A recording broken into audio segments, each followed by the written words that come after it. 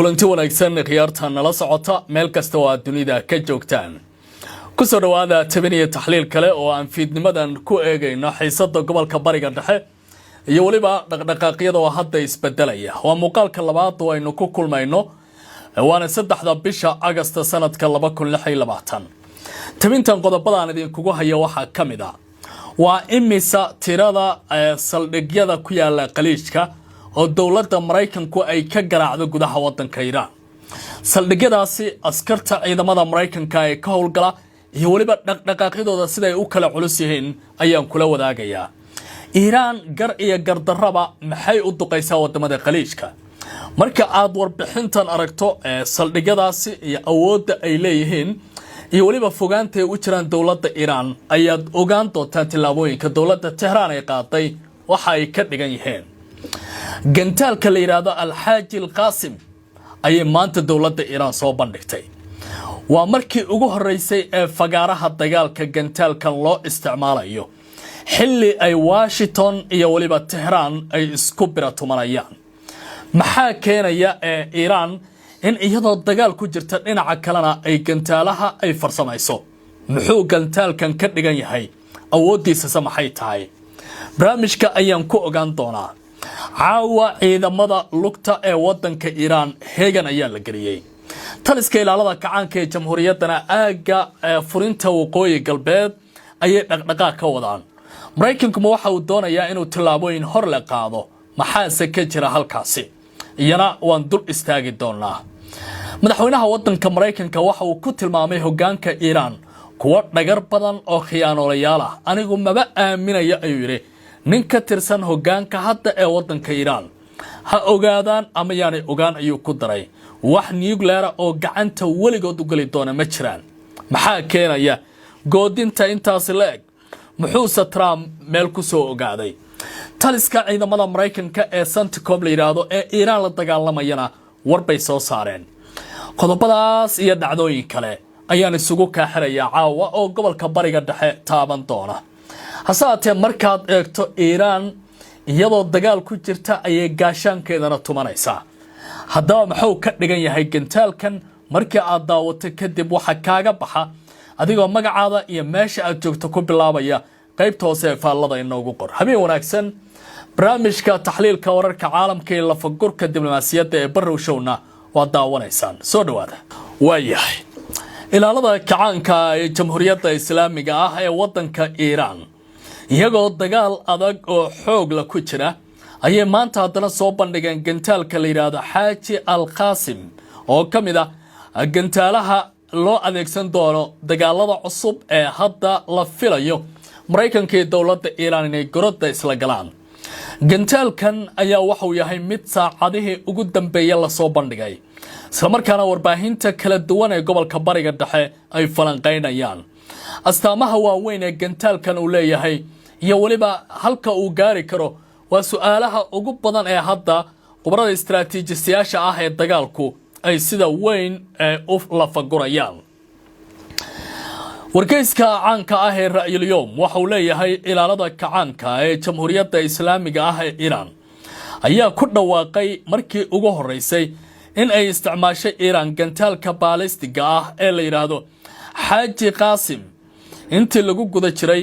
weerarka lagu bartilmaameedsaday saldhigyada military ee Mareykanka uu ku leeyahay Urdun sida ay daabacday warbixin ay qortay mareegta la yiraahdo Impact Navigator ciidanka cirka iyo waliba ilaalada hawada ee kacaanka jamhuuriyaddu waxay adeegsadeen gantaalkan oo ah nooca ridada dhexe oo loo yaqaano MRPM kaasoo Iran ay u aragtay baa la yiri in uu kamid yahay hubkeeda ugu casrisan ee xilligan astaamaha ugu weyn ee gantaalka Haji Qasim oo aad moodo ninkii Qasim Suleymani ahaa in loogu magac daray waxa lagu tilmaami karaa in uu madaxiisu qaadaya baa la yiri qaraxyo cufka iyo culeyskooda uu gaarayo 450 kilogram oo awood leh waa 450 kilogram oo qaraxa waxaan u malaynayaa xaafad dhanbo dukum ka dhigi kara gantaalkaas nooca madaxdiisa waxa lagu tilmaamay inay yihiin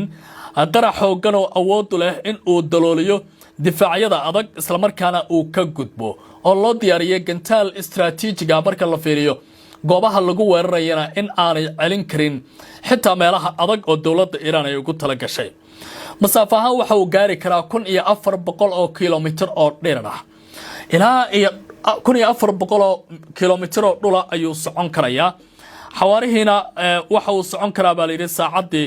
18,000 oo kiiloomitir per hour ayuu soconayaa sida lagu tilmaamo laakiin orodkiisaas ama masaafada ayaa lagu fiirinayaa inuu halkaasi gaari karo haddii la sii dheereyn lahaa saacadii intaas uu jir lahaa marka 1400 oo kiiloomitir waxay ka dhigan tahay daqiiqado kooban inuu ku gaari karayo gantaalkan waxa uu yahay mid degdegsiimada orodkiisu ama xawaarihiisu aad u sareeyo haddaba maxuu ka dhigan yahay mid adag in la qabto mase waxa uu ka dhigan yahay in uu ka dhuuman karo raadarada sida qubarada taxliilinaya gantaalkan ay ku tilmaameen qubarada militarigu waxay sheegeen in gantaalkan uu leeyahay farsamooyin sare oo kordhinaya baa la yiri awoodiisa oo haddii gantaalaha ay dabcaan inay burburiyaan oo kaga leexleexan karo xawaaraha iyo awoodda uu u leeyahay baa la yiri in uu bedelo jihadiisa ayaa ka dhigaya bartilmaameed ku adkaan doona nidaamyada difaaca hawada ee Patriot iyo waliba THAAD oo dowladda Mareykanka iyo waliba nidaamyada kala duwan ay isticmaalayaan madaxa gantaalkan waa mid go'aya waliba waxa uu dhigmayaa nooc cruise oo kala ah oo markuu hawada soo galo gantaalaha waxa ku adkaan doonta sida hal gantaal oo kale inay u weeraraan oo waa kala firdhoodaya waana uu culus yahay in uu meelshu rabo uu duleeshado marka uu ka baxo baa la yiri jawiga sare madaxa qaraxa ayaa u kala gorgo'a firir kala duwan isagoo si toos ah u abaaraya isagoo baalal yar yar ah hadba nidaamyada loogu talagalo in goobaha lagu talagalay in la weeraro nidaamka hagitaan casri ah ayuu leeyahay nidaamka hagida gudaha ayuu leedahay oo loo isticmaalayo waxa loo yaqaan INS waxa sidoo kale ku xiran kaamirooyin ku shaqeeya kulaylka iyo waliba motorada uu sida gaarka u isticmaalayo qofka hagaya uu kala socon karo gantaalkan iyo jihada iyo meesha uu rabo sida daraadeed waa gantaal gacanta lagu hayo oo la maamulayo waxa uu leeyahay dareeme elektrooniga oo loogu talagalay in uu si weyn ula shaqeeyo nidaamkan ayaa ogolaanaya baa la yiri in sawirka bartilmaameedka la barbar dhigo xog horey loo keediyay taas oo yareynaysa ku tiirsanaanta GPRS-ka isla markaana sare u qaadaysa baa la yiri iska caabinta feejignaanta elektrooniga ah ee raaderada marka gantaalkan waxa uu ka mid yahay marka aad fiiriso inta aragti iyo fikir iyo waliba la geliyay shaqo mid waqti dheer qaatay oo dowladda Iran ay ka fiirsanaysay Haji Qasim waxa uu ka tirsan yahay baa la yiri wadarta qoyska gantaalaha ee Fatah 10 balse waxa uu leeyahay nooc kale oo ka hormarsan marka la fiiriyo masaafada tugnaanta saxnaanta goobaha loogu talagalay iyo waliba awoodda dheeriga ah ee dhinaca dhaqdhaqaaqa iyo hagida gantaalkan bishii May 2025 Iran waxay sidoo kale soo bandhigtay nooc cusub oo loo bixiyo Qasim Basir kaas oo ay sheegtay inuu yahay nooc ka sii hormarsan kana tirsan isla taxanaha Fatah oo kale meelaha la sheegay in loo adeegsaday ilaa iyo hadda gantaalkan intii ay dagaaladu soconayeen warbixintu waxay sheegtay in gantaalka Haji Qasim loo adeegsaday weerar lagu bartilmaameedsaday deegaano kala duwan oo Israel ku yaallay bishii June ee sanadkii 2025 sidoo kale wararka ayaa tilmaamaya in nooca la hormariyay gantaalkan markii ugu horeysay loo adeegsaday weerar lagu bartilmaameedsaday saldhig military oo ku yaallay gudaha wadanka Jordan xilligii dagaaladii ugu dambeysay ay soconayeen haddaba maxay tahay qiimaynta ay ku sameeyeen qubarada falanqayaasha militariga ayaa u arkay gantaalkan Haji Qasim la yiraahdo in uu ka mid yahay gantaalada ugu muhiimsan ee kaydka dowladda Jamhuuriyadda Islaamiga Iran sida masaafada xawaaraha dhaqdhaqaaqa iyo waliba in la leexleexin karo in nidaamyada casriga ah uu gantaalkan ku howlgalayo taasoo ka dhigan dowladda Iran in ay hadda gaarayso isku filnaan dhinaca gantaalaha iyadoo Trump arrintan looga jawaabay si ficil ah maadaama maalmihii ugu dambeeyay uu tilmaamayay in awoodii gantaalaha wadanka Iran ay degada noqdeen waa sida uu hadalka u dhigay waayahay in mudaba dunidu waxay isweydiinayeen maxay dawladda Iran bartilmaameed uga dhigatay wadamada Carabta gaar ahaan kuwa Khaliijka iyo wadanka Urdun laakiin hadda waxa soo baxaya in xogal la baaray la ogaaday saldhigyada kala duwan ee Mareykanka uu ka garaaca gudaha wadanka Iran iyadoo madaxweynaha dalka Mareykanka uu ka hadlay baa leeyahay suurtagalnimada wada hadallo cusub oo lagu doonayo in lagu joojiyo dagaalka Iran haddana ciidamada Mareykanka ayaa wada joogitaankooda ballaaran ee gobolka bariga dhexe isla markaana ku tiirsan saldhigyo muhiim u ah dawladda Iran in laga weerari karo ilaa iyo hadda dagaalada inta ay socdeen waxa Iran laga bartilmaameedsaday saldhigga Al-Udeyd la yiraahdo oo qadar ku yaala waa saldhigga ugu weyn ee ciidamada cirka ee Mareykanka ee gobolka bariga dhexe waxa ku yaala xarunta taliska howlgallada ciidamada Mareykanka ee CENTCOM meeshan oo Brad Cooper uu ka soo hadlo oo inta badan dalka Iran laga go'doomiyo ama laga weeraro waa halkan meesha taliska iyo amirtu ay ka baxaan Al-Udeyd ayaa la yiraahdaa qadar ayuu ku yaala waxa laga maamulaa duqeymaha cirka iyo howlgallada gobolka laba saldhigga kale waxa la yiraahdaa Al-Dhafra isna waxa uu ku yaala Imaaraadka Carabta waa saldhig waxa saldhig u ah baa leeyahay diyaaradaha dagaalka iyo kuwa sirdoonka waxa uu taageeraa howlgallada cirka ee la socodka dhaqdhaqaaqa gobolka saldhigyo Kuwait ku yaala sida Ali Al-Salim oo kale Kuwait waxay martigelisay kumanaan askari oo Mareykan ah waxa ay xarunta u tahay baa leeyahay saadka gaadiidka iyo diyaar garowga ciidamada dhulka hadii Mareykanka uu rabo halkaas in uu weerar ka qaado Bahrain oo kale waxa ku yaala saldhig Mareykanka oo howlgallada Iran ka fulinayay Bahrain waxa ku sugan ciidanka badda waaxda shanaad ee 5th Fleet la yiraahdo halkaas waxa ka howlgala maraakiibta dagaalka burburiyaasha iyo waliba maraakiibta difaaca gantaalaha ayaa la dhigay Ciraaq oo kale waxa ku yaala saldhigyo ciidamada Mareykanka waxa ay wali ku leeyihiin saldhigyo dhowr gudaha wadanka Ciraaq waxaana loo adeegsadaa sirdoonka la socodka dhaqdhaqaaqa iyo taageerada howlgalka joogitaanka ciidamada badda Ciraaq ayaa sidoo kale waxa uu yahay mid awoodiisa leh iyadoo loo adeegsado saldhigyada dhulka Mareykanka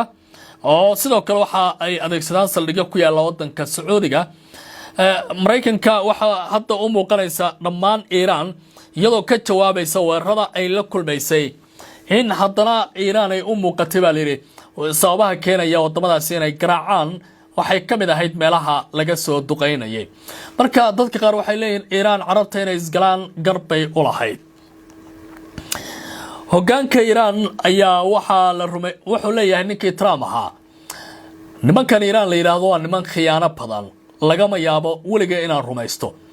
waxaan u sheegayaa mujtaba qabani buu yiri in haba yaraatee uusan wax nuclear gacanta ku dhigi karin waa riyoonaya hadii uu sidaas u fakarayo ayuu ku yiri mar uu fiidnimadii caawa ka hadlayay gudaha wadanka Mareykanka madaxweyne Donald Trump ayaa weerar afka ku qaaday hoggaanka Iran isagoo ku eedeeyay inay yihiin kuwa aan daacad u ahayn wada hadallada isla markaana fariimo iskhilaafsan soo diraya oo najah wareeriya buu yiri haddii aan nahay dawladda Washington Trump ayaa sheegay in waxba aysan ka gaari doonin Iran haddii uusan Mareykanka u ogolaan in aan la gaarin heshiis waa isdhiibaysaa buu yiri Iran laakiin waqtiga ayaa dheeraan kara hasaatee dhigbaxa iyada ayuu ku soconayaa waxay codsadaan in la qabto kulan wada hadal ah haddana waxa ay warbaahinta ka sheegaan in aanu jirin wax wada hadal ah marka waa kooxa waalan buu yiri oo si uun dadka u qarribaya Trump wuxuu intaas ku daray Iran in ay marnaba dhinac ka codsato wada xaajood halka dhinaca kalena ay leedahay dagaal baan rabaa Iran waligeed ma yeelan doonto buu yiri wax gantaala oo nuclear ah ama wax bam ay samayn karto oo dawladda Mareykanka ay ku xiran tahay wixii tala iyo tusaale ah ee iman karaya waayahay iyadoo Trump uu tilmaamayo wada hadal in la galayo oo dawladda Iran ay iyada soo jeedisay wada xaajoodyada in la qabto haddana waxa muuqanaya Tehran inay leedahay xaas waxba kama jiraan oo ninkan Trump la yiraahdo isaga ayuunba sheeka marqaan meesha la yimaado oo dhista taalooyin ومرنا دقال كورين أيو مرنا نبات كشيء أيو لكن ولا هذا الله سي محل لقى في الكرا waxaa la filayaa isniinta maanta inay bilowdeen wada hadallo degdeg ah oo u dhaxeeya Mareykanka iyo Iran sida uu hore u shaaciyay madaxweynaha Mareykanka Donald Trump iyadoo ujeedadu ay tahay in la dejiyo xiisadda sii kordhaysa ee labada dal Trump ayaa sheegay in wada hadalladu ay yihiin kuwa shuruudo ku xiran isla markaana lagu doonayo in lagu jabiyo wareegga hanjabaadda iyo isku diyaarinta militariga ee labada dhinac dhinaca kale Iran ayaa beenisay jiritaanka in wax wada hadalaba ay miiska saaran yihiin sida Trump uu sheegay taasoo sii kordhisay baalire mugdiga ku xeeran suurtagalnimada in labada dal ay miiska wada xaajoodka isugu yimaadaan Trump waxa uu sheegay in wada hadalladu ayaa yimid kadib markii uu yiri uu dib u dhigay weerarka isla markaana dawladda Iran ay codsatay in ay wada hadal qaado weerarkii ugu weynaa ayaan diyaarinay uguna xooga badnaa Mareykanka tan iyo dagaalkii labaad ee adduunka ayuu u sheegay wariyaasha madaxweynaha waxa uu ku andacooday in dib u dhigista weerarka ay timi kadib wada hadallo dhaxdhaxaadina oo ay sameeyeen xulifada Washington taasoo hadda u muuqata in aan la iska indhatiri karin waayahay caawa Iran xoga sirdoon bay helaysaa waxay u muuqataaba in la soo weerari karo aaga waqooyi galbeed ee wadankaasi furinta jihadan halkaasi ah ka furan ciidamo badan oo kuwa lugta ah ayaa lagu diyaariyay waxa laga baqayaa Mareykanka inuu ooda soo jabsado oo dawladda Iran uu halkaasi uga gudbo hasaatee ilaalada kacaanku waxay leeyihiin xaalku waa safe amnigana waa sugan yahay taliyaha ciidamada dhulka ee ilaalada kacaanka Iran ayaa sheegay in ciidamada ku sugan aaga jihada waqooyi galbeed ee dalku la galiyay heegan buuxa isla markaana ay diyaar u yihiin in ay si degdeg ah uga jawaabaan weerar kasta oo halkaasi ka yimaada taliyaha waxa uu xusay in dhammaan cutubyada ku sugan gobolka ay sare u qaadeen afeejignaanta isagoo carabka ku adkeeyeen ciidamada Iran ay awood u leeyihiin inay ka hortagaan weerar kasta oo gardarro ah hadalkan ayaa ku soo beegmaya iyadoo xiisaddu ay hadda meel adag oo culus ay runtii marayso taliska Centicom saldhigga Al-Udeyd fadhiya ee wadanka Qatarna waxa ay yiraahdeen go'doominta badda ee Iran waa la sii wadayaa ilaa iyo hoggaanka Mujtaba Khamenei uu ku dhawaaqo waan isdhiibnay tani waxay ka dhiganaan doontaa baa la yiri jibinta dhaqaalaha iyo waliba halgaada wadanka Iran loogu talagalay in lala dhaco waa sida iyagu leeyihiin taliska dhexe ciidamada Mareykanka ee qaybta bari ee Centicom ayaa shaaciyay in ay si adag u sii wadayaan howlgallada go'doominta badda ee lagu hayo Iran iyagoo sheegay in ay kordhiyeen kormeerka iyo xakamaynta dhaqdhaqaaqa maraakiibta ee marinkaasi maraysa war-saxaafadeed ay soo saartay Centicom waxaa lagu yidhi waxaa jihadooda laga leexiyay 44 markab oo ganacsi ah oo bedelay wadiiqooyinkooda waxaa hakad la geliyay dhaqdhaqaaqa 2 markab baaritaanna waxaa lagu hayaa 2 markab oo kale maadaama looga shakisan yahay dawladda Iran inay la shaqeeyaan Centicom waxay cadeeyeen in tallaabooyinkan ay qayb ka yihiin qorshaha lagu adkeynayo cunaqabataynta badda iyadoo la sheegay baa la yiri in howlgalka uu wali si joogto ah u socdo warkan ayaa imaanaya xilli gobolka xaaladiisa aan la qiyaasi karin hadda oo runtii sheekadu ay meel adag taagan tahay Mareykanka saacadihii ugu dambeeyay Pete Hegseth iyo waliba ninka la yiraahdo Donald Trump waxay ku soo celcelinayeen waxaa muuqanaya weerarkii saddexaad ee adduunka ama weerarkii labaad ee adduunka ciidamadeennii sidii loo diyaari jiro kale in loo diyaariyo khubaro fara badan ayaa isweydiinaysa talowma nuclear bay ku garaaci doonaan Iran sidii wadankii Japan oo kale xilliga dagaalkii labaad ee adduunka haddaba khubarada ayaa caawa arrimahaasi la faguraya waxaana ay leeyihiin Trump awooda ciidamo dhulka ah in uu weerar ku qaado hasaatee badda iyo cirka uu ka duqeyn karaa wadanka Iran sidaas ay tilmaamayaan khubaradu qabiir ku takhasusay arrimaha istiraatiijiyadda iyo amniga badda ee la yiraahdo General Mohammed Abdul Wahid ayaa u sheegay telefishinka Al Jazeera in muuqaalka guud ee ciidamada Mareykanka ee bariga dhexe uu muujinayo in Washington ay diyaarinayso weerar military oo cusub oo ka dhana Iran inkasta uusan u badnayn inuu isu bedelo baa la yiri dagaal buuxa oo dhulka ah generaalka oo waraysi falanqeyna bixiya waxa uu sheegay in Mareykanku uu si weyn u kordhiyay joogitaanka ciidamadiisa diyaaradaha dagaalka iyo maraakiibta ciidamada badda ee gobolka taas oo muujin karta baa layiri suurtagalnimada weerar socon karaya habeen iyo maalin muddo 2 ilaa 3 iyo 10 maalin oo xiriir ah waa sida generaalkan uu leeyahay iyo waxa uu Trump isku dabaritay maalmihii sheekadu ay hakadka ku jirtay ku tiirsanaanta hawada iyo badda Mareykanku waa laga maarmaan ayuu yiri qabiirkan waxa uu sheegay in marka goobta dagaalka ka fog ay tahay dhulka Mareykanku ay ciidamada Mareykanku si weyn ugu tiirsan yihiin awoodda cirka awoodda badda isku duwidda howlgallada iyo maareynta dagaalka xaalad kasta oo markaasi taagan wuxuu intaas ku daray in Mareykanka uu leeyahay nidaamyo casri ah oo loo yaqaan shabakadaha isku xirka kuwaas oo isku xira dayax gacmeedyada raadarada nidaamyada difaaca hawada iyo xarumaha taliska si loo fuliyo howlgallo heerkoodu uu aad u sareeyo oo Mareykanka uu rabo si degdeg ah guuleyn uu ku gaaro doorka ugu weyn ciidamada badda ee Mareykanka dagaalada noocan oo kale ay ka qaadan karaan waxa uu ku tilmaamay General Abdulwahid in si gaar ah uu ugu tilmaamay balina ciidamada badda Mareykanka isagoo sheegay inay yihiin kuwa ugu awoodda badan dunida marka loo eego tirada iyo qalabka ay ku gaashaaman yihiin maraakiibta xambaara diyaaradaha ayaa dib loogu soo celiyay meelo ammaan ah oo ka fog balina qataraha tooska ah halka burburiyaasha iyo maraakiibta gantaalaha xambaara loo soo dhaweeyay si ay u fuliyaan duqeymaha ka dhanka wadanka Iran dhinaca kale waxa uu soo qaatay gantaalka cruise-ka waxa uu leeyahay qabiirkan waxa uu sheegay in weerarka la filayo uu ku salaysan yahay in la isticmaalo gantaalada cruise-ka kuwaasi oo laga soo rido maraakiibta dagaalka si ay u beegsadaan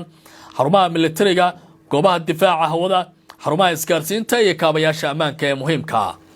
waxa uu xusay in qaabka weerarka noocan ah ujeedadiisu yahay in la weeqo awoodda Iran ee isku dawidda jawaabaha degdega ah iyadoo la adeegsanayo baa layiri duqeymo isdaba joog ah oo ka yimaada cirka iyo baddaba sida dowladda Mareykanku ay raadinayaan weerar culus balse aan ahayn baa layiri dagaal dhul ah ayuu sidoo kale banaanka keenay gabagabadii General Maxamed Abdulwahid waxa uu sheegay in haddii weerar dhaco uu ku ekaan karo kaliya harjad duqeyna oo aad u xoogan balse uusan u badnayn in uu noqdo duulaan dhul ah oo ballaaran ama dagaal buuxa oo u dhaxeeya labada dal waxa uu sidoo kale tilmaamay in xaaladda gobolku ay wali tahay mid u muuqanaysa dagaalkaasi in aanu hori doonin waayahay habeen wanaagsan khiyaarta ay nala socotay waxaan filayaa in aad taxliilkii ugu dambeysay caawa aanu ku seeganayn haddaba iyadoo Iran loo biro tumanayo gantaalka Xaaji Al-Qaasim ay caawa soo bandhigeen wuxuu ka dhigan yahay gantaalkan xilligan in la soo bandhigana fariinta uu diraya maxay tahay magacaada iyo meesha aad joogto ku bilow kadibna qaybta hoose ee faallada iyo commentiga ku qor haddii aad halkan la soo gaartay aad baad u mahadsan tahay ilmaamin inaad muuqaalkan like saarto share garayso isla markaana channelka aad ka mid noqoto saaxiibada ku biiraya aad baad u mahadsantiin